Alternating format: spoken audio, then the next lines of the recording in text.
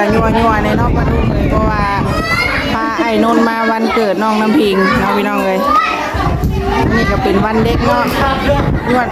จวดคือเก่าพี่น้องเลยเสียงจวดคือเก่า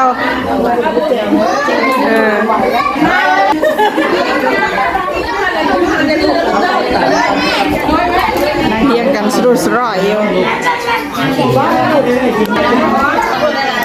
สบายดีปะลุงสบายดีก่อนลูกสบายดีเด้อโอ้ยมาวันเกิดน้องน้ำพิง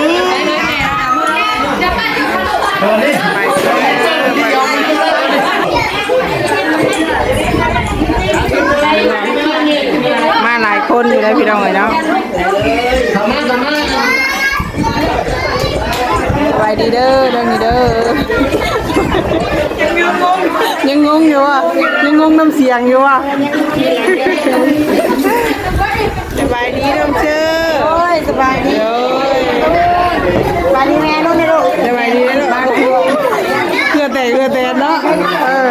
แจ็คหน่อยกันแล้ว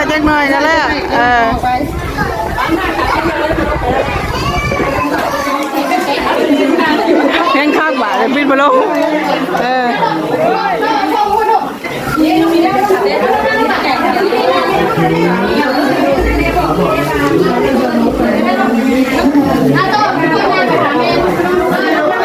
คนนั้นพี่น้องเต็มเลยเนาะเต็มตึ้งเลยนั่นนี่กะเต็มเพื่อนเลยสบายดีเลยทั้งนี้เลยว้าแต่สบายวันเล็กพี่น้องชนละมุนพี่น้องเลยป้าลุงกับเขามาเบิ่งคลิปก็ต้องทำใจค่ะเพราะเป็นวันเกิดเด็กๆ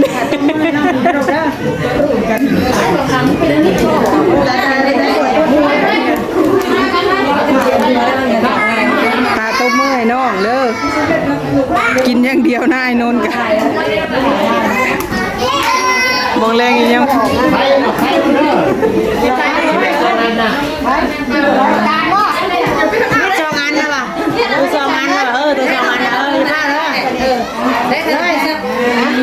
พี่ได้แม่พี่ได้แล้วเอา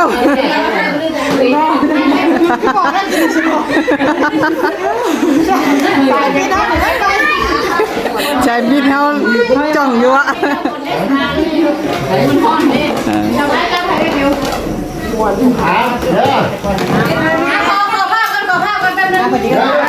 ได้ภาพ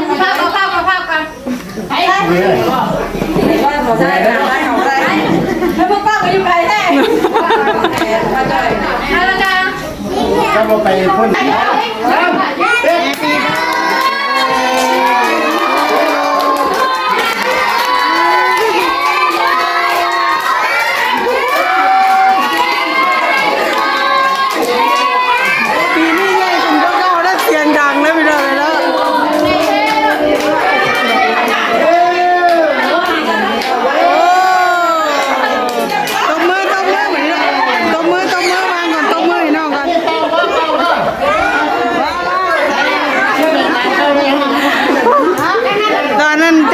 ปี2 ปีบ่มีเสียงนะ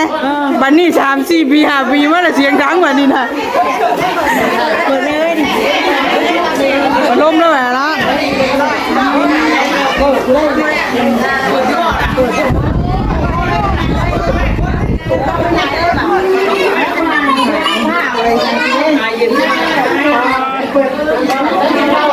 ฮอน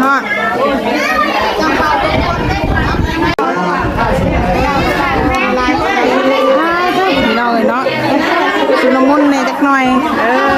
มาดูเลยอะไรยังเป่าไปอยากเป่าไม้แบบเชื่อ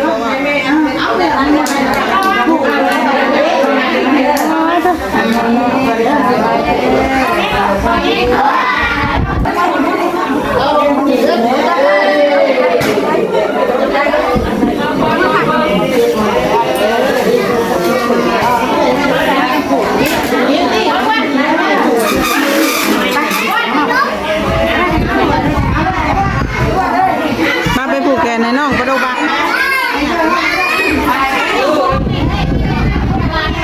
ผูกแขนในน้องปลาดุกไปไปฮะไปผูกแขนในน้องเอาปากในเด้ออุ้ย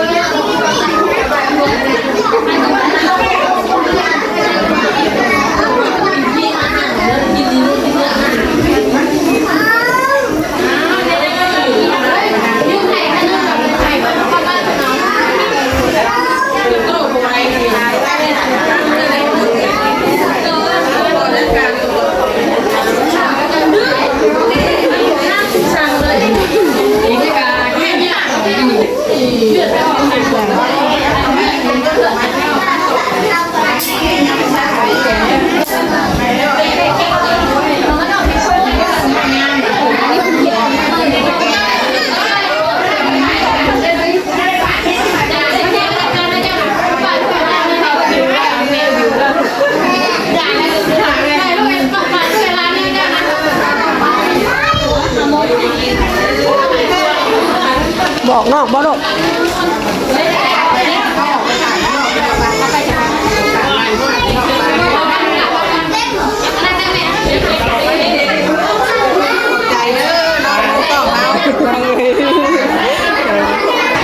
มาทางนอกบ้านนี้ปลาดุงเลยเนาะโอ้ว้าบลุด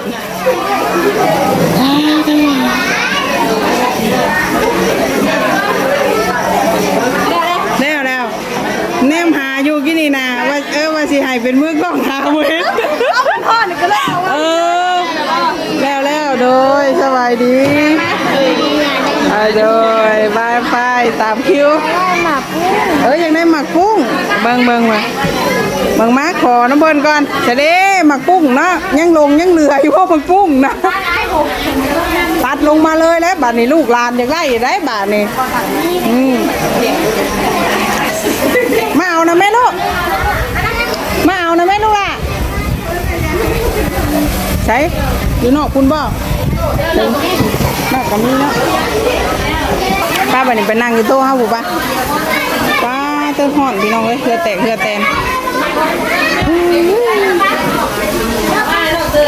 ห่อนฮะคุณบ่โดยสบายดีคนก็ไปนั่งพุ่นฮะ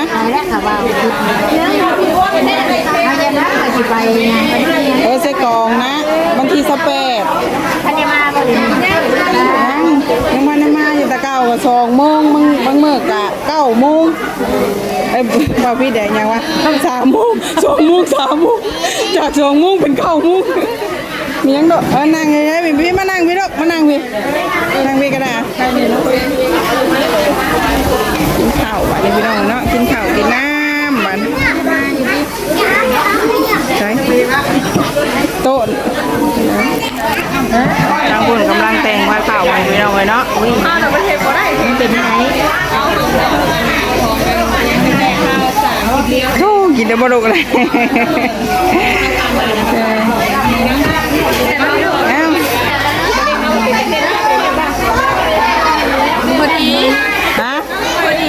พอดี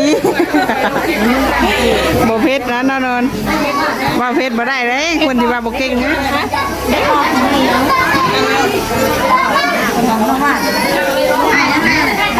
ได้เค้กดาบันพี่น้องเอ้ยชีมึงอยู่แซ่บบ่เค้กบ่ได้มีจานบ่เนาะบ่ได้แบ่งกันกับมือเอื้อยเนาะแล้วไปชิมกันชิบๆบ่วงก็บ่มีซั่นติหากเพิ่นยังปักเพิ่นยังปาดอยู่ได้จังหน่อยเพิ่นก็ออกมายายเพิ่นอันนี้ใจฮ้อนเด้อเข้าไปท่วงเอาอะคือว่าเอาใจฮ้อนเด้อ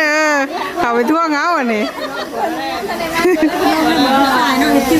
ปลาดุกเลยก็สิประมาณนี้เนาะได้กินกับมีลาบหมูพี่น้องลูกชิ้นมีกระปุ้นเพิ่นกำลังเริ่มย่อพี่น้องเลยเนาะเอาสามีแต่ว่าดำลาไปเด้อปลาดุกเลยบัดนี้เนาะมามื้อนี้มาวันเกิดน้องน้ำพิงแซ่บปลาดุกแซ่บบ่แซ่บ